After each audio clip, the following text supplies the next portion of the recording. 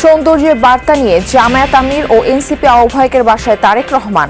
ইতিবাচক কাজে সরকারকে সমর্থন দেওয়ার প্রতিশ্রুতি। রাষ্ট্র পরিচালনায় সরকার এবং বিরোধী দল সমন্বিতভাবেই আমরা দেশের জন্য কল্যাণমূলক কাজ করতে পারি। নির্বাচন পরবর্তী যে সহিংসতাগুলো বিভিন্ন জায়গায় ঘটছে সেই বিষয়গুলো নিয়েও আমরা জনাব তারেক রহমানকে জানিয়েছি। আপাতত গুলশানের ভাড়া বাসাতেই থাকবেন নতুন প্রধানমন্ত্রী। রাষ্ট্রীয় অতিথি ভবন যমুনা প্রস্তুত হওয়ার পর সেখানে উঠতে পারেন তারেক রহমান। যমুনাটা ওইভাবে সিকিউর করা আছে, যদি নির্দেশনা পাই তাহলে যমুনাকে আমরা মাননীয় প্রধানমন্ত্রীর বাসভবন হিসেবে প্রস্তুত করতে পারব। বরিশাল বিভাগে বড় জয় উৎফুল্ল বিএনপি নেতাকর্মীরা। সাতক্ষীরার সব আসনে পরাজয়ের কারণ খতিয়ে দেখছে দলটি। তারা প্রচুর অর্থ খরচ করেছে। আমি এটা কখনো সাতক্ষীরায় হয় নাই যে ভোটার প্রতি ন্যূনতম 1000। আমার বিভিন্ন ইউনিটের প্রেসিডেন্ট সেক্রেটারি আমাকে টেলিফোন করে বলেছে যে আমাদের কিছু করার ছিল না। নতুন সরকারের সামনে দুর্বল আর্থিক খাত টেনে তোলার চ্যালেঞ্জ। সুশাসন প্রতিষ্ঠা ও সংস্কার কার্যক্রম অব্যাহত রাখার পরামর্শ। সৌহার্দ্যের বার্তা নিয়ে জামায়াত আমির ও এনসিপির আহ্বায়কের সঙ্গে সাক্ষাৎ করলেন বিএনপি চেয়ারম্যান তারেক রহমান। এই সাক্ষাৎকে স্বাগত জানিয়েছেন দুই দলের দুই নেতাই। জামায়াতের তরফ থেকে জানানো হয়েছে তারা সরকারের অংশ হবে না, বিরোধী দলে থেকে গঠনমূলক সমালোচনার পাশাপাশি ভালো কাজে সহযোগিতার আশ্বাস দিয়েছে এনসিপিও। এছাড়া আলোচনায় নির্বাচন পরবর্তী সহিংসতা সহ বিভিন্ন বিষয় উঠে আসে। বিএনপির পক্ষ থেকে আশ্বাস দেওয়া হয় যথাযথ ব্যবস্থা নেওয়ার। দেশের মাটিতে পা রেখেই পুরনো রাজনীতির প্রথা ভেঙে নতুন রাজনীতির ইঙ্গিত দিয়েছিলেন তারেক রহমান। ত্রয়োদশ জাতীয় সংসদ নির্বাচনের 3 দিন পর জামায়াতের আমিরের সাথে বিএনপি চেয়ারম্যানের সৌজন্য সাক্ষাৎই যেন দিচ্ছে পরিবর্তনের সেই বার্তা। রোববার সন্ধ্যায় জামায়াত আমিরের বসুন্ধরার বাসায় পৌঁছাতেই তারেক রহমানকে স্বাগত জানান জামায়াতের আমির। এ সময় পাশে ছিলেন দুদলের জ্যেষ্ঠ নেতারা। ঘণ্টাখানেকের বৈঠকের বিষয়ের পরে সাংবাদিকদের ব্রিফ করেন জামায়াতের নায়েবে আমির সৈয়দ আব্দুল্লাহ মোহাম্মদ তাহের। জানান সৌহার্দ্যপূর্ণ আলোচনায় উঠে এসেছে আইন শৃঙ্খলা পরিস্থিতি, অর্থনৈতিক স্থিতিশীলতা সহ নানা বিষয়। আমি মনে করি এই ধরনের নিউ কালচার নিজেদের ভিতরে থাকাটা এটা একটা গুণগত পরিবর্তন, একটা সাহায্যপূর্ণ পরিবেশের মাধ্যমেই আগামী সময়গুলোকে আমরা রাষ্ট্র পরিচালনায় সরকার এবং বিরোধী দল সমন্বিতভাবেই আমরা দেশের জন্য কল্যাণমূলক কাজ করতে পারব। আব্দুল্লাহ মোহাম্মদ তাহের বলেন, আসন্ন সরকারের অংশ হবে না জামায়াত, শক্তিশালী বিরোধী দল হিসেবে ভূমিকা রাখবে সংসদে। জামাত ইসলামী কোনো জাতীয় সরকারে অংশগ্রহণ করবে না। জামাত ইসলামী এখানে একজন কনস্ট্রাকটিভ শক্তিশালী একটি বিরোধী দলের ভূমিকা পালন করবে। পজিটিভ যে কোনো বিষয় আছে আমরা বলেছি আমরা কোঅপারেট করব, এবং জনগণের স্বার্থের বিরুদ্ধে এবং জনগণের কোনো কল্যাণের বিপরীতে যদি সেরকম কোনো ভূমিকা থাকে আমরা অবশ্যই সে ব্যাপারে আমরা প্রতিবাদ এবং ভূমিকা নেওয়ার জন্য আমরা প্রস্তুত আছি। জামায়াত আমিরের সাথে বৈঠক শেষে এনসিপির আহ্বায়ক নাহিদ ইসলামের বাসায় যান তারেক রহমান। এ সময় তাকে স্বাগত জানান এনসিপির নেতারা। সাক্ষাতে আলোচনা হয় বিভিন্ন বিষয়ে। পরে গণমাধ্যমকে এনসিপির সদস্য সচিব আখতার হোসেন বলেন, এই সাক্ষাৎ রাজনৈতিক সংস্কৃতি পরিবর্তনের আভাস। নির্বাচন পরবর্তী যে সহিংসতাগুলো বিভিন্ন জায়গায় ঘটছে সেই বিষয়গুলো নিয়েও আমরা জনাব তারেক রহমানকে জানিয়েছি, এবং তাদের দলের তরফ থেকে সেই বিষয়গুলোতে ব্যবস্থা গ্রহণ করা হবে বলে মির্জা ফখরুল ইসলাম সাহেব তিনি আমাদেরকে আশ্বস্ত করেছেন। বৈঠকে গণঅভ্যুত্থানে শহীদ ও আহতদের বিষয়েও কথা হয় দুই নেতার মধ্যে। ফয়সাল মাহমুদ, যমুনা নিউজ, ঢাকা। প্রায় 2 দশক পর রাষ্ট্র ক্ষমতায় বাংলাদেশ জাতীয়তাবাদী দল বিএনপি। সরকার গঠনের প্রক্রিয়া এগোতেই এখন জোর আলোচনা কোথায় থাকবেন নবনির্বাচিত সরকারের ভাবী প্রধানমন্ত্রী তারেক রহমান। গণপূর্ত অধিদপ্তর জানিয়েছে নতুন করে প্রধানমন্ত্রীর সরকারি বাসভবন নির্মাণের পরিকল্পনা প্রক্রিয়াধীন। সেটি বাস্তবায়নের আগ পর্যন্ত তারেক রহমান চাইলে থাকতে পারবেন রাষ্ট্রীয় অতিথি ভবন যমুনায়, কিন্তু সেটি প্রস্তুত করতে লেগে যেতে পারে মাসখানেক।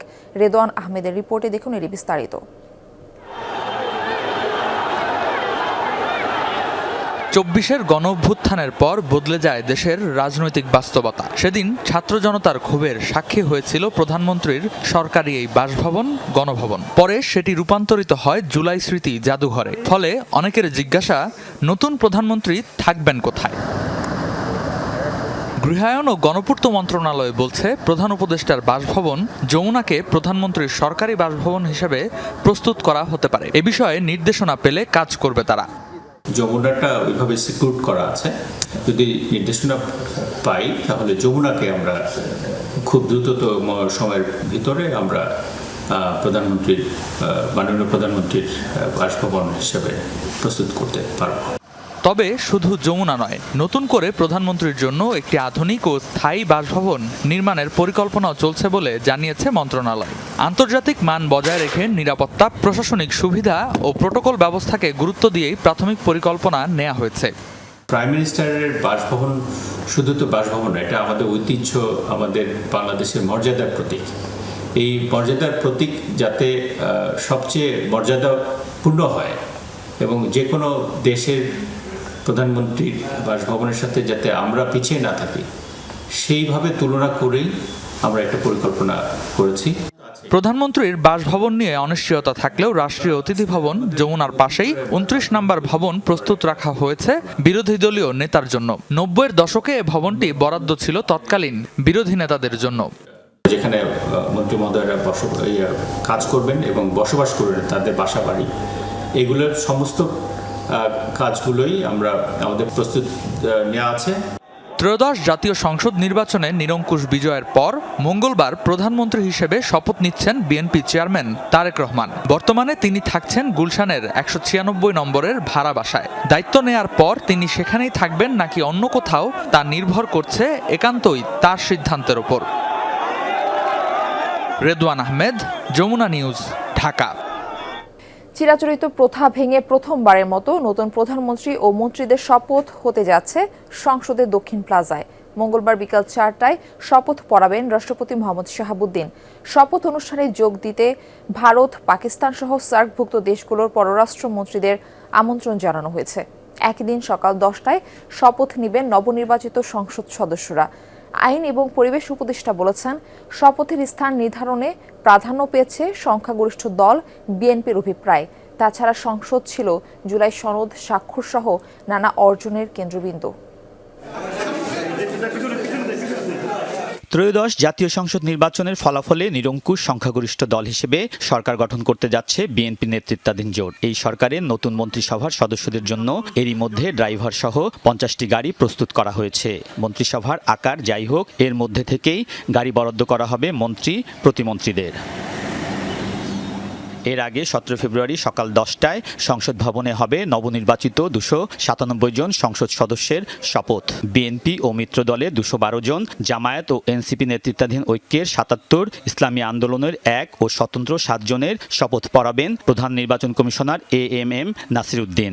সবশেষ সংসদের স্পিকার ও কারাগারে থাকা ডেপুটি স্পিকারের অনুপস্থিতিতে সংবিধান অনুযায়ী শপথ পড়াবেন সিইসি। শপথের ব্যাপারে আপনারা নিশ্চয়ই জানেন, মঙ্গলবার দিন সকাল 10টার সময় সংসদ সদস্যদের শপথ হচ্ছে। যেরকম পরিস্থিতি আমি ধারণা করছি যেটা প্রধান নির্বাচন কমিশনার করাবেন। নতুন সংসদ সদস্যদের শপথের পর বিজয়ী দুই জোট তাদের দলীয় এমপিদের বৈঠকে সংসদীয় দলের প্রধান ও বিরোধী দলীয় নেতা নির্বাচন করবেন। এরপর বিকাল 4টায় সংসদের দক্ষিণ প্লাজায় সংখ্যাগরিষ্ঠ দল বিএনপির প্রধান হিসেবে নতুন প্রধানমন্ত্রীর শপথ নেবেন তারেক রহমান। এর পরপরই তার মন্ত্রিসভার সদস্যরা একে একে শপথ বাক্য পাঠ করবেন। এই শপথ অনুষ্ঠানে ভারত, পাকিস্তান সহ সার্কভুক্ত দেশের শীর্ষ প্রতিনিধি সহ অংশ নেবেন দেশি বিদেশি প্রায় 1000 অতিথি। ভারতের প্রধানমন্ত্রী নরেন্দ্র মোদী বা সার্কভুক্ত দেশগুলোর সরকার প্রধানরা আমন্ত্রিত তালিকায় নেই বলে জানিয়েছেন বিদায়ী উপদেষ্টারা। আমার মিটিংয়ে যেটা শুনেছি সেটা হচ্ছে এখন পর্যন্ত পররাষ্ট্র মন্ত্রণালয় যে আছে তাদের পক্ষ থেকে সার্ক কান্ট্রিগুলোর পররাষ্ট্র মন্ত্রীদের বলা হয়েছে। কোনো প্রধানমন্ত্রীর ব্যাপারে আমি কিছু জানি না। আমাদের শপথ গ্রহণটা হবে সকালে সংসদ সদস্যদের, সেখানে আমরা উপদেষ্টারা কেউ থাকবো না, এটা নিয়মও নেই। বিকেল 4টায় যখন মন্ত্রী পরিষদের শপথটা হবে সেখানে আমরা সকলেই যাব। দক্ষিণ প্লাজা শপথ যেটা, এটা বিএনপি আপনার এই অভিপ্রায় ব্যক্ত করেছিল। প্রয়াত নেত্রী বেগম খালেদা জিয়ার জানাজা হয়েছিল, এটার পাশে জায়গাতে আমাদের যে সবার প্রিয় শহীদ ওসমান হাদির জানাজা হয়েছিল। তো এটার একটা অনেক স্মৃতি জড়িত আছে এখানে, প্লাস এটা আমাদের জুলাই গণ অভ্যুত্থানের একটা বিভিন্ন যে ডকুমেন্টেশন সেটার প্রকাশের একটা জায়গা হয়ে দাঁড়িয়েছিল। বঙ্গভবনের দরবার হলের পরিবর্তে প্রথমবারের মতো সংসদের দক্ষিণ প্লাজায় মন্ত্রীদের শপথ হচ্ছে। এর প্রস্তুতি শেষ করেছে মন্ত্রিপরিষদ বিভাগ ও সংসদ সচিবালয়। আইন শৃঙ্খলা বাহিনী নিয়েছে সর্বোচ্চ নিরাপত্তা ব্যবস্থা। প্রথমবার আউটডোরে এরকম দুটো অনুষ্ঠান দুটো ভিন্ন সময় হচ্ছে। এই উপলক্ষে আমাদের পর্যাপ্ত প্রস্তুতি থাকবে, আমাদের যে নিরাপত্তা পরিকল্পনা সেটা যথাযথ থাকবে। পুলিশ জানিয়েছে অপ্রীতিকর যে কোনো ঘটনায় নেওয়া হবে কঠোর ব্যবস্থা। নতুন মন্ত্রীদের শপথ গ্রহণের সব ধরনের প্রস্তুতি শেষ করেছে মন্ত্রিপরিষদ বিভাগ। এখন অপেক্ষা প্রশাসনের সর্বোচ্চ ওই কেন্দ্রবিন্দু সচিবালয়ে তাদের বরণের। আলমগীর স্বপন, যমুনা নিউজ, ঢাকা। চট্টগ্রামে ভোটের মাঠে বড় চমক, এলডিপির ঘাঁটিতে বিএনপির জয়। চট্টগ্রাম 14 আসনের ফল পাল্টে দিয়েছে সব হিসাব। অলিপুত্রকে হারিয়ে বিএনপি প্রার্থী জসিমউদ্দিন আহমেদের চমকের খবর সবার মুখে মুখে। অভাবনীয় এই জয় নিয়ে চলছে নানামুখী বিশ্লেষণ। প্রায় 2 যুগ পর বিএনপির বিজয়ী প্রার্থীকে ঘিরে দলীয় নেতাকর্মীদের উচ্ছ্বাস। চন্দনের সাতকানিয়া আংশিক এলাকা নিয়ে গঠিত চট্টগ্রাম 14 আসনে প্রথমবার ধানের শীষের প্রার্থী হয়েই চমক দেখান জসিমউদ্দিন আহমেদ। দলের 2 জন বিদ্রোহী প্রার্থী উপজেলা বিএনপির একাংশের বিরোধিতাও দমাতে পারেনি তাকে। এই বিজয় শুধু আমার একার নয়, এটি চট্টগ্রাম 14 সংসদীয় আসনের সর্বস্তরের জনগণের বিজয়।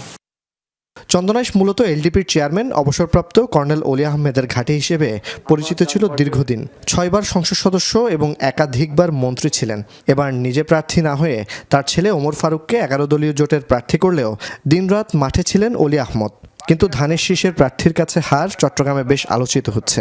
বয়স শেষার নেশে আমার মনে হয় উনি রাজনৈতিকভাবে তার এই পতনটা হলো, এটা ওনার বিভিন্ন রাজনৈতিক আচরণের কারণে হয়েছে। এটা চন্দনেশের মানুষ মানে ধানের শীষের পক্ষে। এলডিপির দুর্গে নবীন প্রার্থী দিয়েও বিএনপির অভাবনীয় জয় নিয়ে চলছে নানামুখী বিশ্লেষণ। আমি বলেছি আপনারা বেঈমানকে শিক্ষা দেন, আপনারা জিয়ার আদর্শের সাথে এই যে প্রতারণা করে নিজের ছেলেকে এমপি বানানোর যে ষড়যন্ত্র, এটা রুখে দাঁড়ান। তিনি 11 দলীয় জোট, যেটি জামাতের নেতৃত্বে সম্প্রতি ফর্ম করেছে, সেখানে সংযুক্ত হওয়াটাকে স্থানীয় অনেক মানুষ এটাকে নেতিবাচকভাবে মনে করেছেন। এছাড়াও জসিমউদ্দিন আহমেদ, যিনি নির্বাচিত সাংসদ, ওনার ব্যক্তিগত কিছু ক্যারিশমাও রয়েছে। একদিন পর ভিডিও বার্তায় ফলাফল নিয়ে মতামত জানান এলডিপি সভাপতি। আমরা পরাজিত হই নাই, মুক্তিযোদ্ধা কখনো পরাজিত হয় না, মুক্তিযোদ্ধার সন্তান কখনো পরাজিত হয় না। জোবায়েত ইবনে শাহাদাত, যমুনা নিউজ, চট্টগ্রাম। সদ্য শেষ হওয়া ত্রয়োদশ জাতীয় সংসদ নির্বাচনে কুমিল্লার 11টি আসনে বৈধ প্রার্থী হিসেবে প্রতিদ্বন্দ্বিতা করেছেন 83 জন। তবে ফল ঘোষণার পর দেখা যায় 59 জনই হারিয়েছেন জামানত। ভোটারদের অভিযোগ, বড় দল ছাড়া বেশিরভাগ প্রার্থী যাননি ভোটারদের কাছে। এসব প্রার্থীর ভোটে অংশগ্রহণের পেছনে উদ্দেশ্য খতিয়ে দেখার তাগিদ সচেতন নাগরিকদের। 259 নম্বর কুমিল্লা 5 আসন। এ আসনেই 10 প্রার্থীর মধ্যে জামানত হারিয়েছেন 8 জন। জেলার 11টি সংসদীয় আসনে ছিল ব্যাপক প্রতিদ্বন্দ্বিতা। বিভিন্ন রাজনৈতিক দল, জোট ও স্বতন্ত্র মিলিয়ে 83 জন প্রার্থী অংশ নেন এবারের সংসদ নির্বাচনে। তবে ভোটের ফলাফল ঘোষণার পর দেখা যায় এদের মধ্যে 59 জন প্রার্থী জামানত হারিয়েছেন, অর্থাৎ মোট প্রার্থীর 71.1%ই ন্যূনতম 1/8 ভোট পাননি। কোনো আসনে মোট প্রাপ্ত ভোটের 8%-এর নিচে হলে সে প্রার্থী জামানত হারাবেন। বিশ্লেষকরা বলছেন এবারের নির্বাচনে মূল প্রতিদ্বন্দ্বিতা হয়েছে সীমিত কয়েকটি দলের প্রার্থীর মধ্যে, ফলে ছোট দলের প্রার্থীরা ভোটের দৌড়ে পিছিয়ে পড়েন। অনেক প্রার্থী নির্বাচনী প্রচারণায় তেমন সক্রিয়ও ছিলেন না। এসব প্রার্থীর ভোটে অংশগ্রহণের পেছনের উদ্দেশ্য খতিয়ে দেখার তাগিদ সচেতন নাগরিকদের। অনেকগুলো সংগঠন থেকে যারা নির্বাচন করছে তারা তাদের এই পলিটিক্যাল যে আইডেন্টিটিটা সেটা ব্যবহার করে কোনো ব্ল্যাকমেলিং করছে কিনা, সেখানে কোনো ট্রেডিং হচ্ছে কিনা, অথবা কোনো মনিটারি কোনো অ্যাডভান্টেজ তারা নিচ্ছে কিনা, সেই বিষয়টি কিন্তু স্ক্রিনিংয়ের একটি প্রয়োজন আছে। এখানটাই মানুষের প্রশ্ন যে এরা আসলে রাজনৈতিকভাবে দক্ষ বা সংগঠিত কোনো শক্তি কিনা, তারা সাধারণ মানুষের সাথে তাদের কোনো যোগাযোগ আছে কিনা, এলাকার মানুষের সাথে কোনো যোগাযোগ আছে কিনা। ভোটের হিসেবে সবচেয়ে কম ভোট পেয়েছেন পর্যায়ক্রমে 3টি দল: যুক্ত ফ্রন্টের মাছ প্রতীক, ন্যাশনাল পিপলস পার্টির আম প্রতীক এবং বাংলাদেশ রিপাবলিকান পার্টির হাতি প্রতীকের প্রার্থী। অন্যদিকে জামানত রক্ষা করতে সক্ষম হয়েছেন 24 জন প্রার্থী। এর মধ্যে রয়েছেন বিজয়ী 11 জন এবং কয়েকজন শক্ত প্রতিদ্বন্দ্বী যারা উল্লেখযোগ্য ভোট পেয়েছেন। ভোটাররা বলছেন বিপুল সংখ্যক প্রার্থীর জামানত হারানো প্রমাণ করে নির্বাচনে অংশ নিলেই জনগণের আস্থা অর্জন করা যায় না। প্রয়োজন শক্ত সাংগঠনিক ভিত্তি, কার্যকর প্রচারণা এবং ভোটারদের সঙ্গে নিবিড় যোগাযোগ। স্থানীয় পর্যায় থেকে একদম বাংলাদেশের যে সার্বিক সমস্যাগুলো চিহ্নিত করে যে মানুষের দ্বারে, মানুষের হৃদয়ে পৌঁছে যেতে পেরেছে, তিনি আসলে নির্বাচিত হয়েছে। যারা জামানত হারাইছে তারা জনসমক্ষে কোনোদিন আসেও নাই, জনসেবাও করে নাই। যারা পরিচিত নির্বাচনের জন্য অংশগ্রহণ করছে তারা অবশ্যই পাস করেছে, যেমন বিএনপি পাস করেছে, জামাত পাস করেছে। তারা হয়তো কোনো প্রার্থীর ভোটগুলো নষ্ট করার জন্য এখানে কাজ করছে আমি মনে করি। তারা তো আমাদের কাছে আসতে হবে, না আসলে আমরা তাদেরকে চিনবো কেমনে আর ভোট দিব কেমনে। কুমিল্লায় 83 জন প্রার্থীর মধ্যে 59 প্রার্থীর জামানত বাজেয়াপ্তের ঘটনা এবারের নির্বাচনের প্রতিযোগিতার বাস্তব চিত্র তুলে ধরেছে, যা প্রমাণ করে ভোটের মাঠে প্রার্থী হওয়াই যথেষ্ট নয়, প্রয়োজন ভোটারদের আস্থাও। খোকন চৌধুরী, যমুনা নিউজ, কুমিল্লা। বরিশাল বিভাগের 21 আসনের 18টি পেয়েছে বিএনপি জোট। নির্বাচনের আগে নানা জল্পনা কল্পনা থাকলেও নির্বাচন শেষে জামায়াত ইসলামের প্রাপ্তি মাত্র 2টি আসন, আর ইসলামী আন্দোলন একমাত্র আসনটি পেয়েছে দক্ষিণাঞ্চল থেকে। বিএনপি মনে করে নির্বাচনের আগে দলের চেয়ারম্যানের বরিশাল সফর ভোটারদের মাঝে ইতিবাচক প্রভাব ফেলেছে। বিস্তারিত কাউসার হোসেনের প্রতিবেদনে থাকছে। বিএনপির দুর্গ হিসেবে পরিচিত বরিশাল 1978-এ বিএনপি প্রতিষ্ঠার পরের বছর 79 নির্বাচনে দক্ষিণ অঞ্চল থেকে 11টি আসন পায় দলটি। 2001 সালে বেড়ে দাঁড়ায় 17-তে। 2008 সালে আওয়ামী লীগের কাছে পরাজয়ের পর এবারের নির্বাচনে আসনগুলো পুনরুদ্ধার করে বিএনপি। দক্ষিণ অঞ্চলের 21 আসনের মধ্যে 16টি পেয়েছে এককভাবে, জোটবদ্ধভাবে প্রাপ্ত আসন সংখ্যা 18। মানুষের যে বিশ্বাস, এটার প্রতি আমরা রেসপেক্টটা রাখতে পারি এবং সম্মানটা করতে পারি। এটা একটা দায়িত্ব, এটা একটা বড় আমানত। মানুষের প্রত্যাশা অনুযায়ী যদি তাদের নাগরিক অধিকার প্রয়োগ করতে পারে, তাহলে মানুষ যে ধানেশীরকে বেছে নেয় এই নির্বাচনের মাধ্যমে সেটাই প্রমাণ হয়েছে। 21 আসনের মধ্যে 2টিতে জয় পেয়েছে 11 দলীয় জোট প্রার্থীরা। পিরোজপুর 1-এ বিজয়ী হয়েছেন মরহুম দেলোয়ার হোসেন সাইদির ছেলে মাসুদ সাইদি। তবে পিরোজপুর 3 আসনে হেরেছেন শামীম সাইদি। এককভাবে 258টি আসনের প্রার্থী দিয়ে শুধুমাত্র বরগুনা 1-এ জয় পেয়েছে ইসলামী আন্দোলন বাংলাদেশ। এককভাবে নির্বাচন করতেছি, সেখানে জনগণ যে আমাদেরকে সেট দিয়েছে, এটাই মনে করি এর চেয়ে বড় অর্জন বলতে কিছু আছে বলে আমি মনে করি না। এখন যেভাবে যতটুকু সুযোগ নিয়ে আলহামদুলিল্লাহ কাজ করতে পারছি, আমরা এটা পাইনি। এটা যদি দীর্ঘদিন থেকে কন্টিনিউ থাকতো তাহলে অবশ্যই আমাদের এই চিত্র তো ভিন্ন রকমই হতো। নির্বাচনের আগে জামায়াতে ইসলামী ও ইসলামী আন্দোলনের জোট ভেঙে যাওয়ায় আক্ষেপ আছে দুই দলেই। প্রাপ্ত ভোটের পরিসংখ্যান বলছে জোট না ভাঙলে বরিশাল 6, বরগুনা 2, ঝালকাঠি 1 ও পিরোজপুর 3 আসনে বিজয়ী হতেন ইসলামী জোটের প্রার্থীরা।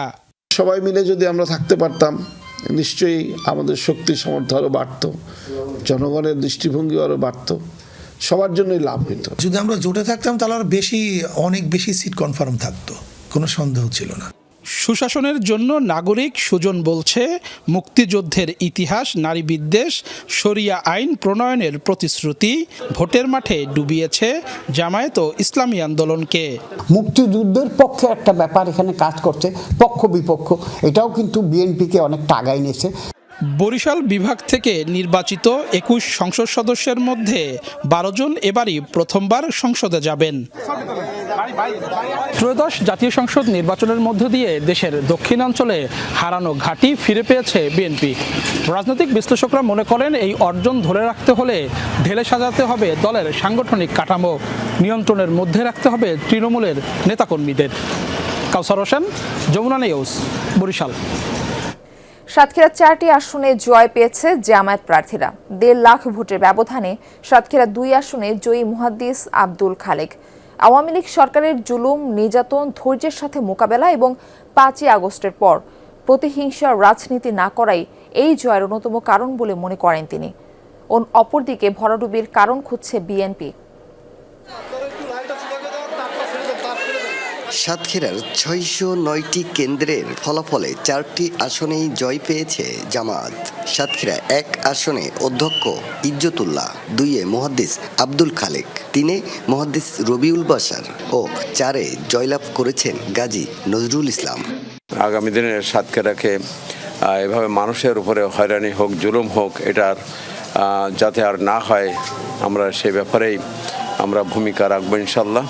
মুহাদ্দিস আব্দুল খালেক জিতেছেন 1.5 লাখের বেশি ভোটের ব্যবধানে। বিগত সরকারের জুলুম, নির্যাতন ও পতনের পর প্রতিশোধ পরায়ণ না হওয়ায় এই বিজয় বলছেন তিনি। রাজনৈতিক প্রেক্ষাপট চেঞ্জ হওয়ার পরে, জুলাই বিপ্লবের পরেও কোনো প্রতিশোধ এটা আমরা গ্রহণ করি নাই। কোনো চাঁদাবাজি ছিল না। মানুষ শান্তিপূর্ণভাবে জামাতের কাছ থেকে সুন্দর ব্যবহার পেয়েছে। এটাকে মানুষ ভালোভাবেই মূল্যায়ন করেছে। সবাইকে সাথে নিয়ে এলাকার উন্নয়ন, দুর্নীতি ও চাঁদাবাজ মুক্ত সমাজ গড়তে চান সাতক্ষীরা 3 ও 4 আসনের জামায়াতের বিজয়ী প্রার্থীরা। দেশ এবং জাতির কল্যাণের জন্য আমাদেরকে সংসদে পাঠিয়েছেন, তারা ভোট দিয়েছেন। আমরা সর্বাত্মক চেষ্টা করব সাতক্ষীরাকে দুর্নীতি মুক্ত রাখার জন্য। সাতক্ষীরার বিভিন্ন অবকাঠামো, রাস্তাঘাটের উন্নয়ন এবং সকল দিক থেকে আমরা চেষ্টা করব যাতে করে সাতক্ষীরাকে আমরা একটি উন্নয়নের রোল মডেল এখানে তৈরি করতে পারি। জয়ী ও পরাজিত হেভিওয়েট প্রার্থীদের মধ্যে কোলাকুলি, মিষ্টিমুখ করার দৃশ্য আমরা দেখেছি। নির্বাচন পরবর্তী নতুন বাংলাদেশে এমন সৌহার্দ্যপূর্ণ মানবিক রাজনীতি দেখতে চায় সাধারণ মানুষ। ভোটের মাঠে এমন ভরাডুবির পেছনে ধর্মকে ব্যবহার, ভোটারদের অর্থ প্রদান এবং দলীয় কিছু নেতাকর্মীদের দুষছেন জেলা বিএনপির আহ্বায়ক। তাদের কেমনভাবে বলেছে যে জামাতেরকে ভোট দিলে ফেরেশতার পথ সুগম হবে। এই অত্যাচার তারা প্রচুর অর্থ খরচ করেছে। এটা কখনো সাতক্ষীরায় হয় নাই যে ভোটার প্রতি ন্যূনতম 1000। আমার বিভিন্ন ইউনিটের প্রেসিডেন্ট সেক্রেটারি আমাকে টেলিফোন করে বলেছে ভাই আমাদের কিছু করার ছিল না। জানতে চাই ভোটের নির্বাচিতদের কাছে সাধারণ মানুষের প্রত্যাশা কি। আমাদের সুষ্ঠুভাবে দিন যেমন কারো মারামারি কাটাকাটি যেন দেশে না হয়, যাতায়াতের ব্যবস্থা এইসব প্রত্যাশা করি, রেলের প্রত্যাশা করি। নতুন কিছু দেখতে চাই। সাতক্ষীরাকে নিয়ে তারা চিন্তা করবে, সাতক্ষীরার উন্নয়নের কাজ করবে, বিশেষ করে জলাবদ্ধতা। আকরামুল ইসলাম, যমুনা নিউজ, সাতক্ষীরা। ঠাকুরগাঁওয়ের পীরগঞ্জ উপজেলায় কার্যক্রম নিষিদ্ধ আওয়ামী লীগের কার্যালয়ের সামনে পতাকা উত্তোলনকে কেন্দ্র করে বিক্ষোভ মিছিল ও ভাঙচুরের ঘটনা ঘটেছে। রবিবার বিকেলে পীরগঞ্জ উপজেলা আওয়ামী লীগের বন্ধ কার্যালয়ের সামনে দলটির নেতাকর্মীরা জাতীয় ও দলীয় পতাকা উত্তোলন করেন। এরকম একটি ভিডিও সামাজিক যোগাযোগ মাধ্যমে ছড়িয়ে পড়ে। বিষয়টি নিয়ে রাজনৈতিক অঙ্গনে পক্ষে বিপক্ষে শুরু হয় আলোচনা, সমালোচনা। ভিডিও ভাইরাল হওয়ার পর উপজেলা ছাত্রদল ও স্বেচ্ছাসেবক দলের নেতাকর্মীরা এর প্রতিবাদে বিক্ষোভ মিছিল করে। মিছিলটি পৌর শহরের প্রধান সড়ক প্রদক্ষিণ করে উপজেলা আওয়ামী লীগ কার্যালয়ের সামনে গিয়ে শেষ হয়। এ সময় নেতাকর্মীরা আওয়ামী লীগের কার্যালয়ের সামনে রাখা একটি টেবিল ভাঙচুর করে। মেহেরপুর শহরের একটি বেসরকারি ক্লিনিকে অস্ত্রোপচারের সময় নাসিমা নামের এক নারীর মৃত্যু হয়েছে। এই ঘটনায় নিহতের স্বজনরা ক্ষুব্ধ হয়ে ক্লিনিকে হামলা চালায়। এ সময় ক্লিনিক মালিক ডাক্তার মিজানুর রহমান ও তার ছেলে অ্যানাস্থেসিস্ট ডাক্তার মুশফিকুর রহমান অভিকে মারধর করে তারা। এর মধ্যে অ্যানেস্থেসিস্ট ডাক্তার অভিকে মেহেরপুর জেনারেল হাসপাতালে ভর্তি করা হয়েছে। রবিবার রাতে শহরের মল্লিকপাড়ায় এই ঘটনা ঘটে। রোগীর স্বজনদের অভিযোগ, চিকিৎসকের অবহেলায় রোগীর মৃত্যু হয়েছে। আর চিকিৎসকের দাবি, অজ্ঞানের ইনজেকশন পুশ করার আগেই ভয় পেয়ে রোগীর মৃত্যু হয়। তবে এই ঘটনায় অভিযোগ পেলে আইনগত ব্যবস্থা নেওয়ার কথা জানিয়েছে পুলিশ। সামষ্টিক অর্থনীতি স্থিতিশীলতা ফিরিয়ে আনার পাশাপাশি দায়িত্ব নিয়েই দুর্বল আর্থিক খাত টেনে তোলা চ্যালেঞ্জ মোকাবেলা করতে হবে নতুন সরকারকে। সুশাসন প্রতিষ্ঠায় এগিয়ে নিতে হবে চলমান সংস্কার কার্যক্রম। মনোযোগ দিতে হবে পাহাড় সমান খেলাপি ঋণ ব্যবস্থাপনায়। বিনিয়োগকারীদের আস্থা ফেরাতে শক্ত ভিত্তির উপর দাঁড় করাতে হবে পুঁজিবাজারকে। এ খাতের টেকসই উন্নয়নে নতুন সরকারকে কঠোরভাবে সংস্কারে জোর দিতে হবে বলেও মনে করেন বিশ্লেষকরা। পতিত হাসিনা সরকারের আমলে সবচেয়ে বেশি অনিয়ম হয়েছে আর্থিক খাতে। লুটপাটে খাদের কিনারে পড়ে অনেক ব্যাংক ও আর্থিক প্রতিষ্ঠান। ভঙ্গুর অবস্থা থেকে আর্থিক খাত টেনে তোলার উদ্যোগ নেয় অন্তর্বর্তী সরকার এবং বাংলাদেশ ব্যাংক। এ কাজে খানিকটা সফল হলেও টেকসই সংস্কার সম্ভব হয়নি। দুর্বল 5টি ব্যাংক একীভূত করে একটি নতুন ব্যাংক গঠন করা হলেও সেটি এখনো ঘুরে দাঁড়াতে পারেনি। 6টি ব্যাংক বহির্ভূত আর্থিক প্রতিষ্ঠান অবসায়নের সিদ্ধান্ত নিলেও তা বাস্তবায়ন করা যায়নি। এর বাইরে আরও কিছু ব্যাংক এবং আর্থিক প্রতিষ্ঠান আছে যারা টিকে থাকার সক্ষমতা হারিয়েছে। এমন বাস্তবতায় মঙ্গলবার সরকার গঠন করতে যাচ্ছে বিএনপি। দায়িত্ব নিয়েই দুর্বল আর্থিক খাত টেনে তোলার চ্যালেঞ্জ মোকাবেলা করতে হবে নতুন সরকারকে। এই এনপিএল কিভাবে ম্যানেজ করা হবে, যেটা 36% হয়ে গেছে, আরও সামনে বাড়তে পারে। আরও তো সিক ব্যাংক আছে যেগুলো চলবে না, এনবিএফআই আরও আছে, সেগুলোকে কিভাবে একটা যৌক্তিক সমাধানে আনা যাবে। রেগুলেটরের স্বাধীনতা, ব্যাংকিং কর্পোরেট গভর্নেন্স, সেগুলোর জন্য আইনি সুরক্ষা বা সংস্কার সেগুলো রয়ে গেছে। সুতরাং সেখানে একটা বড় অর্থনৈতিক সুশাসনের একটা বড় কাজ বাকি। দুর্দশা থেকে বের করে আনার জন্য আগামী পদক্ষেপগুলো কী হবে? আমরা কি আরও অ্যাসেট কোয়ালিটি রিভিউ করব? আর যদি এটা সিদ্ধান্ত হয় যে এটার অ্যাসেট কোয়ালিটি রিভিউ করার দরকার নাই, কাজে বর্তমানে যে তথ্যগুলি আছে এই তথ্যের ভিত্তিতে আপনি কোন দিকে যাবেন, বিকল্পগুলো কি আছে, অবসায়ন করবেন নাকি মার্জার করবেন নাকি অন্যান্য সরকারিকরণ করবেন, প্রশাসক নিয়োগ করবেন, ইত্যাদি ইত্যাদি অনেক অপশনসগুলো দেওয়া আছে। সেখানে তারা কোন পথে হাঁটবেন এইটার একটা পথ নকশা থাকতে হবে। চরম নড়বড়ে অবস্থায় আর্থিক খাতের আর এক গুরুত্বপূর্ণ অংশ পুঁজিবাজার। ঘুরে দাঁড়ানোর বদলে আরও তলানিতে গেছে অন্তর্বর্তী সরকারের সময়ে। পুঁজিবাজারের বিদ্যমান সমস্যার সমাধান নতুন সরকারের জন্য চ্যালেঞ্জ হবে বলে মনে করেন অর্থনীতিবিদরা। বিনিয়োগকারীদের আস্থা ফেরাতে এ খাতে কাঠামোগত সংস্কারে অগ্রাধিকার দেওয়ার পরামর্শ তাদের। আগামী সরকারের অর্থনৈতিক পরিকল্পনা এবং অগ্রাধিকার এবং কার্যক্রম, সেই জায়গায় পুঁজিবাজার বা ক্যাপিটাল মার্কেটকে সমস্যার সমাধান এবং এটাকে একটা শক্ত ভিত্তির উপর দাঁড়া করিয়ে এটার সম্প্রসারণ একেবারে সর্বোচ্চ অগ্রাধিকার পাওয়া উচিত বলে আমি মনে করি। পুঁজিবাজারের যে কাঠামোগত সমস্যাগুলি আছে এইগুলোর দিকে বেশি নজর দিতে হবে। এত দীর্ঘদিন ধরে পুঁজিবাজার একটা স্থবির অবস্থায় রয়ে গেছে এবং লুটপাট বা এই যে কুশাসনের যে একটা সংস্কৃতি তৈরি হয়েছে সেটা থেকে আমরা বেরিয়ে আসতে পারিনি। কাজে ওই কাঠামোগত সংস্কারগুলোই গুরুত্ব পাওয়া উচিত। পুঁজিবাজার সম্প্রসারণে প্রাতিষ্ঠানিক বিনিয়োগকারীর সংখ্যা বাড়ানোর পাশাপাশি নতুন কোম্পানি তালিকাভুক্তকরণে প্রতিবন্ধকতা দূরীকরণে মনোযোগ দেওয়ার পরামর্শ অর্থনীতিবিদদের। আলমগীর হোসেন, যমুনা নিউজ, ঢাকা। 21শে ফেব্রুয়ারি এবং পহেলা বৈশাখকে ঘিরে ঝিনাইদহের ফুল চাষিদের মধ্যে বাড়ছে ব্যস্ততা, কিন্তু উৎপাদন খরচ তোলা নিয়ে সংশয়ে আছেন তারা। এদিকে ব্যবসায়ীদের শঙ্কা, রোজার কারণে মন্দায় পড়তে হবে তাদের। উৎসবের দিনক্ষণ দরজায় করা নাড়লেও পাইকারদের তেমন দেখা মিলছে না, অথচ গেলবারেও এই মৌসুমে চাহিদা অনুযায়ী যোগান দিতে হিমশিম খেতে হয়েছে তাদের।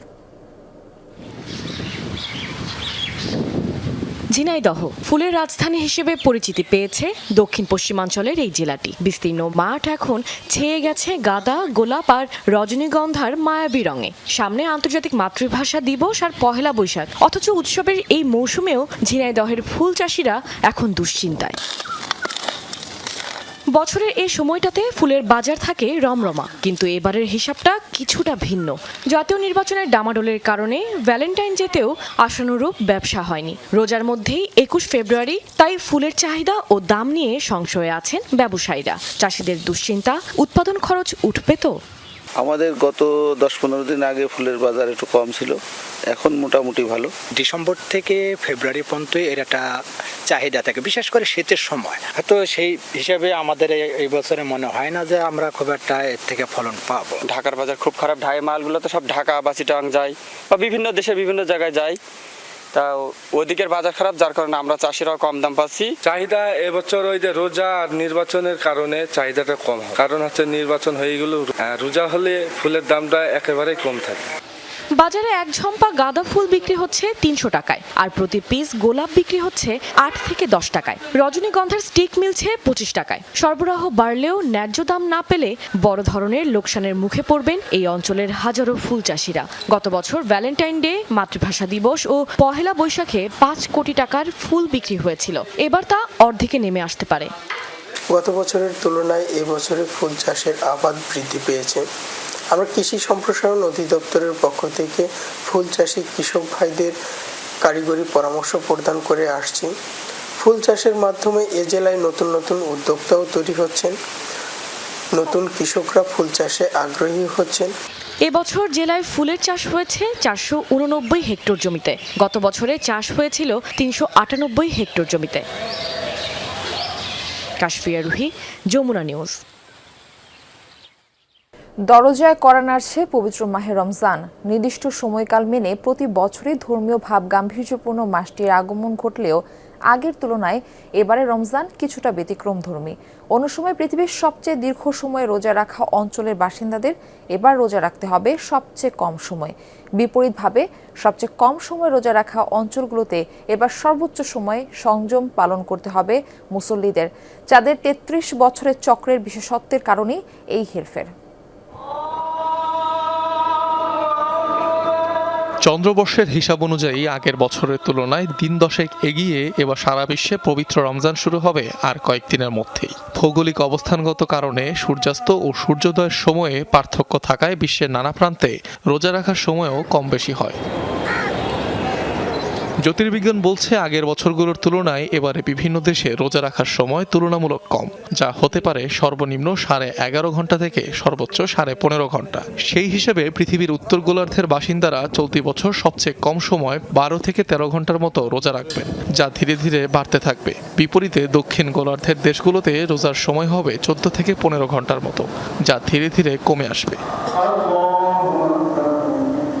ইসলামিক ফাইন্ডারের তথ্য বলছে এবছর সবচেয়ে দীর্ঘ সময় রোজা রাখবে নিউজিল্যান্ডের মুসলিমরা। তালিকায় এর পরপরই অবস্থান চিলি, অস্ট্রেলিয়া, দক্ষিণ আফ্রিকার। অন্যদিকে সবচেয়ে স্বল্প সময়ের রোজা পালিত হবে ফ্রান্স, আইসল্যান্ড, গ্রিনল্যান্ড ও ফিনল্যান্ডের মতো দেশগুলোতে। আরব দেশগুলোতে রোজার সময়ক্ষণ 12.5 ঘন্টা থেকে 13 ঘন্টার মতো, আর বাংলাদেশে এই সময় 13.25 ঘন্টা থেকে 13.5 ঘন্টার মধ্যে। ধীরে ধীরে শীতের সময়ে রমজান আসায় এবার বিশ্বব্যাপী আবহাওয়া কিছুটা শীতল থাকবে, যা রোজা পালনে স্বস্তিদায়ক। মুসলিম দেশগুলোতেও এবারে রমজান তুলনামূলক আরামদায়ক ও সুখকর হবে বলে ধারণা করা হচ্ছে। অনিক রহমান, যমুনা নিউজ। টি-20 বিশ্বকাপের খবর। পাকিস্তানকে 61 রানে হারিয়ে সুপার 8 নিশ্চিত করেছে ভারত। তাদের দেয়া 176 রানের টার্গেটে 114 রানে অল আউট হয়েছে পাকিস্তান। ব্যাট হাতে ঝড় তুলে ম্যাচ সেরা হয়েছেন ঈশান কিষান। 176 রানের টার্গেট। ভারতের প্রথম ইনিংস ব্যাটিং করার পর মনে হচ্ছিল লড়াই করার মতো পুঁজিতে দলটিকে থামাতে পেরেছে পাকিস্তান, কিন্তু ভুল ভাঙতে সময় লাগেনি। প্রথম ওভারেই মেডেন দিয়ে উইকেট নিলেন হার্দিক পান্ডিয়া। সাহেবজাদা ফারহান ফিরলেন ডাক মেরে। এরপর বুমরার জোড়া শিকার সাইম আয়ুব 6 আর সালমান ফেরেন 4 রান করে। মাত্র 13 রানেই টপ অর্ডারকে হারিয়ে চরম বিপাকে পড়ে পাকিস্তান।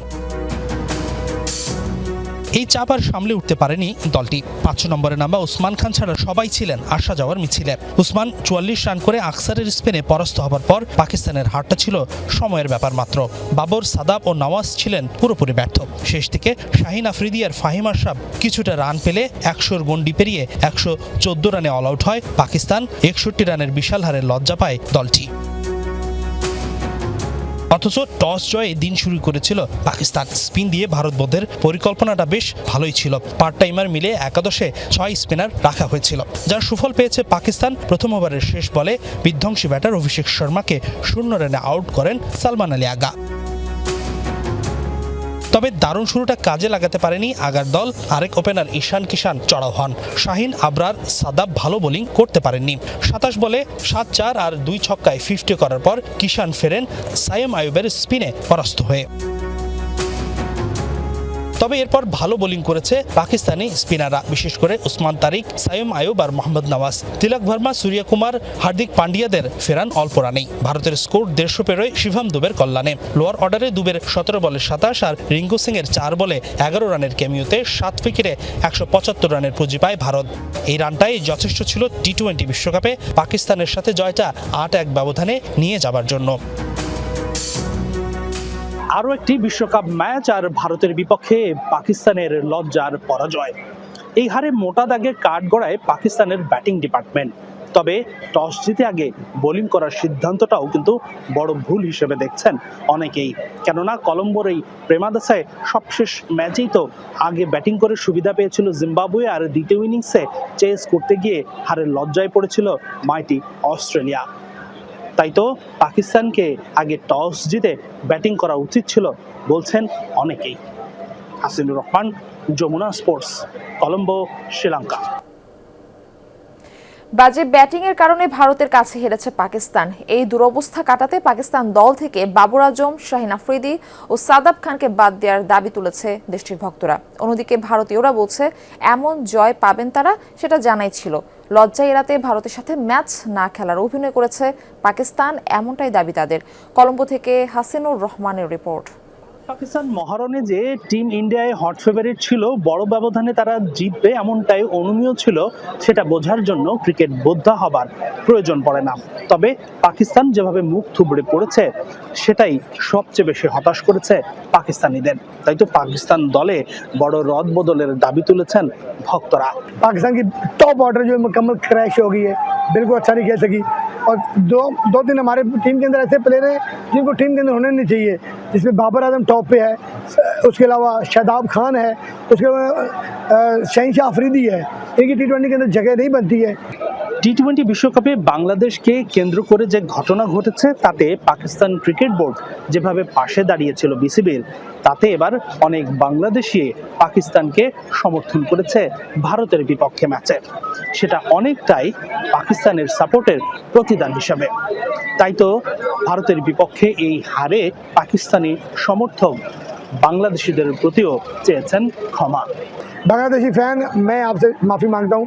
आज आपका भी दिल टूटा है, आज आप भी निराश हुए होंगे, परेशान हुए होंगे। आप भाई हो, अल्लाह का शुक्र है कि अल्लाह ने एक मौका दिया हम दोनों भाइयों को फिर मिल के आने का। मेरे जिंदगी की ख्वाहिश थी मैं ढाका में जाऊँ। ভারত তো জিতবে, এটাই তো স্বাভাবিক। পাকিস্তানের বিপক্ষে আধিপত্য দেখাবে pan ব্লুরা।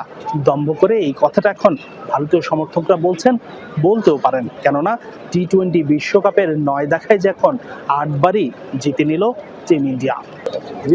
We always knew India's going to win it. Boycott was just a bargain which they didn't get it. Final में देखेंगे, यही बोलने वाले हैं। आप देखना, मैं बड़ी देर से इनको फॉलो करता हूँ। अभी ये बोलेंगे फाइनल में देखेंगे। अब फाइनल तक पहुंचेंगे नहीं यार, अगर कहीं पहुंच भी गए फिर भी पिटेंगे। পাকিস্তান ভারতের বিপক্ষে হেরেছে, এই লজ্জা হয়তো আর ফেরানোর সুযোগ নেই। তবে পাকিস্তানের সামনে এখনো সুযোগ আছে পরের রাউন্ডে যাবার, বিশ্বকাপের সেমিফাইনাল, ফাইনাল খেলা। হাসিনুর রহমান, যমুনা স্পোর্টস, কলম্বো, শ্রীলঙ্কা। এদিকে সি গ্রুপের ম্যাচে নেপালকে 9 উইকেটের বড় ব্যবধানে হারিয়ে প্রথম দল হিসেবে সুপার 8-এ জায়গা করে নিয়েছে ওয়েস্ট ইন্ডিজ।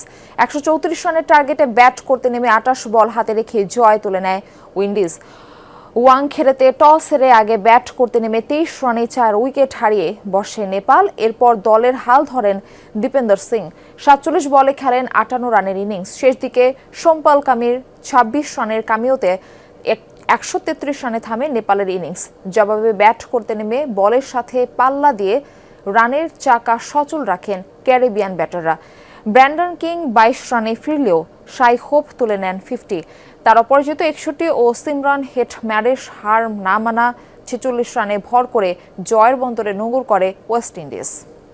চলতি সপ্তাহে অনুষ্ঠিত হবে গাজার বোর্ড অব পিস এর প্রথম বৈঠক। শুরুর দিনেই $500 কোটি অনুদানের প্রতিশ্রুতি মিলবে বলে জানিয়েছেন মার্কিন প্রেসিডেন্ট ডোনাল্ড ট্রাম্প।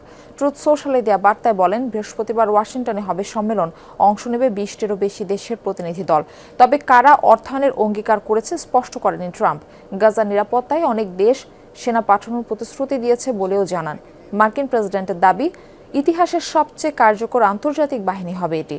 এখন পর্যন্ত একমাত্র ইন্দোনেশিয়াই নিশ্চিত করেছে গাজায় মোতায়েনের জন্য জুনের শেষে 8,000 সেনা পাঠাবে তারা। গাজায় যুদ্ধ বন্ধে ডোনাল্ড ট্রাম্পের নেতৃত্বে গঠন করা হয়েছিল বোর্ড অব পিস, যাতে অনুমোদন দেয় জাতিসংঘ। তুরস্ক, মিশর, ইন্দোনেশিয়া সহ বেশ কয়েকটি দেশ নিশ্চিত করেছে এই বোর্ডে যোগদানের কথা। যুদ্ধ, সাইরেন, অনিশ্চয়তা, এই বাস্তবতার মাঝেও থেমে নেই ভালোবাসা। ভ্যালেন্টাইন্স ডেতে ইউক্রেনের রাজধানী কিয়েভে ছুটেছে এক বিশেষ রোমান্টিক ট্রেন। যুদ্ধবিধ্বস্ত জীবনের ক্লান্তি ভুলে কিছুক্ষণের জন্য ভালোবাসার উষ্ণতায় ডুব দিতে ছুটে এসেছেন দম্পতিরা। যুদ্ধের ভয়াবহতার মাঝে প্রিয় মানুষের সাথে কাটানো প্রতিটি মুহূর্তই আরও স্মরণীয় করে রাখতে চায় তারা। বাষ্প ছড়িয়ে প্ল্যাটফর্ম ঢেকে দিচ্ছে পুরনো স্টিম লোকোমোটিভ। কেন্দ্রীয় স্টেশনে ভেসে আসছে বাঁশির শব্দ। যুদ্ধের শহর কিয়েভে ভালোবাসার ট্রেন ছুটে চলেছে আশার সিগন্যাল নিয়ে, আর তার সঙ্গে মিশে আছে হাসি, হাতে হাত রাখা আর অপেক্ষার উষ্ণতা। ভ্যালেন্টাইন্স ডে উপলক্ষে ইউক্রেন রেলস চালু করেছে এই বিশেষ ট্রেন, যার নাম দেওয়া হয়েছে রোমান্টিক ট্রেন কিয়েভ লাভ। রাজধানী কিয়েভের আশেপাশে 2 ঘন্টার ভ্রমণ। যুদ্ধের দামামার মাঝে এই ক্ষণিক ভ্রমণ যেন স্বপ্নযাত্রার সামিল, যাতে শাওয়ার অনেক যুগল। এদেরই একজন ওলহা কাচুরা ও তার স্বামী আন্দ্রি মেত্রখিন। এই কঠিন সময়ে আমাদের জন্য একটু আনন্দের মুহূর্ত। আমরা মনে করছি কিভাবে আমাদের পরিচয় হয়েছিল, জীবনের সুন্দর সময়গুলো। কিছু সময়ের জন্য এটা আমাদের বাস্তবতা থেকে দূরে রাখবে, তারপর ফিরে যাব আগের জীবনে। ভালোবাসার মানুষটির টানে রণাঙ্গন থেকে ফিরছিলেন ভিতালি কোভালিসেন। নীরবে এসে চমকে দেন স্ত্রী ক্যাসেনিয়াকে। নাটকীয় সেই মুহূর্ত খুশির আমেজ ছড়ায় পুরো প্ল্যাটফর্ম জুড়ে। একদমই ভাবিনি, আমি জানতাম না যে সে এখানে থাকবে। খুব অবাক হয়েছি। চমকটা দিতে একটু অভিনয় তো করতেই হয়েছে। 2 ঘন্টার এই যাত্রা হয়তো সাময়িক, কিন্তু এই মুহূর্তগুলো অনেক দিনের সাহস যোগাবে ইউক্রেনের জনগণকে। অস্মিতা বিশ্বাস, যমুনা নিউজ। এই ছিল যমুনা নিউজে। এতক্ষণ সাথে থাকার জন্য সবাইকে ধন্যবাদ।